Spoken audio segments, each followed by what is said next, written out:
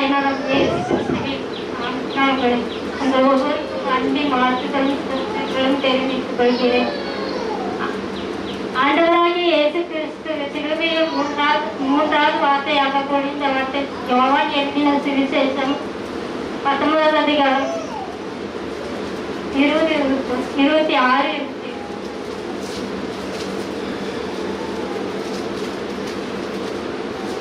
அப்பொழுது இயேசு தம்முடைய தாயையும் அருகே நின்ற தமக்கு அன்பாய் இருந்த சீசரையும் கண்டு தம்முடைய தாயை நோக்கி, ஸ்திரீயே, அதோ உன் மகள் என்றார். பின்பு அந்த சீசரை நோக்கி, அதோ உன் தாய் என்றார். அந்நேரம் முதல் அந்த சீசர் அவளை தன்னிடமாய் ஏற்றுக்கொண்டார். இந்த இடத்துல எல்லா சீசர்களையும் காட்டுல யோவான் ஆண்டவர் அவருடைய தாயை ஒப்படைச்சார்னா அதுக்கு மூல காரணம் அன்பு தான். யோவான் ஆண்டவர் மேல ரொம்ப அன்பின் சீசனாக இருந்தான். முதல்ல சீசன்னா நண்பர். அவரோடு நண்பரா இருக்கும் போது அன்பு. அதுக்கப்புறம் யோவானுக்கு அவர் மேல வச்ச அன்பின் நிமித்தமாக அன்பின் சீசனாக அளிக்கப்பட்டார். அதுக்கப்புறம் மூணாவதாக ஆண்டவர் யோவான் மேல ரொம்ப நம்பிக்கையா இருந்தார். அதனால அவருடைய தாயாகிய மரியாதை ஒப்படைச்சாரு. அவர் ஒப்படைச்சதுக்கு அப்புறம் யோவானுடைய வாழ்க்கையில நம்ம பார்த்தோம்னா அவர் சபைக்கு தூணாக, மக்களுக்கு யாரும் அசைக்க முடியாத அளவுக்கு யோவான தூணாக நிறுத்தினார். அதுக்கு பிறகு யோவான பல இடங்களுக்கு ஆண்டவருடைய அன்பை பற்றி பிரசன்னமாய் அறிவித்தார். அதுக்கப்புறம் என்ன பண்ணார்னா பல சீசனா இருக்கும்போது நற்செய்தி நூல்களை, அந்த நற்செய்தி நூல்கள் அன்பை பற்றி தான் அதிகமா அவர் பேசியிருப்பாரு.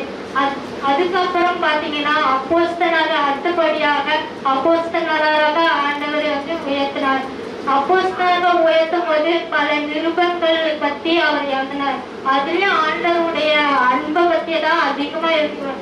இப்படி ஆண்டவர் அதிகமா அன்பை பொழிஞ்சதுனால ஆண்டவராகிய இயேசு கிறிஸ்து இதான் எப்படி உலகத்து மேல அன்பு கூர்ந்து தான் ஒரே பேரான குமாரனை இந்த உலகத்தை அழைச்சி நமக்காக தன் ஜீவனை கொடுக்கும்படி அன்பு கூர்ந்தாரோ, அதே போல ஆண்டவராகிய இயேசு கிறிஸ்துவும் நம்ம மேல வச்ச அன்பின் நிமித்தமாக மரியாள் மூலமாக யோவானை கொடுத்து அவருடைய 2ஆம் வருகை பத்தி எழுதியிருப்பாரு. அது என்னன்னா நம்ம நித்திய ஜீவன் அடையும்படி இதுக்கு மேல குமாரனா வரும்போது நம்முடைய பாவங்கள், நம்மளுடைய அக்கிரமங்கள் எல்லாமே சுமந்து தீர்த்தாரு. இதுக்கு மேல 2ஆம் வருகை குமாரனா வரமாட்டாரு. மகாராஜாவாக நியாயத்தீர்க்கும் நியாயாதிபதியாக வருவார். அப்படி வரும்போது நாம் செஞ்ச பாவங்கள், நம்ம செஞ்ச அக்கிரமங்கள், அதுக்கெல்லாம் அவனவன் செய்கின்ற கிரியைகள் தக்கதாக அந்த பலன் வரும், என்னோட கூட வரும் அப்படின்னு ஆண்டவர் சொல்றாரு. அப்ப நம்ம நம்முடைய செய்கின்ற பலன்கள் தக்கதாக அவரோட கிரியைகள் வரும்போது நாம் அதுக்காக ஆயத்தமாகும்.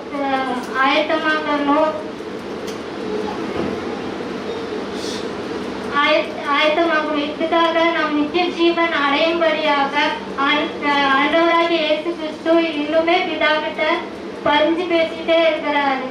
அந்த அன்பை நாம் புரிஞ்சவர்களாக அவருடைய 2ஆம் வருகைக்கு ஆயத்தமாக நம்ம இருக்கணும். தான் இந்த வசனம் மூலமா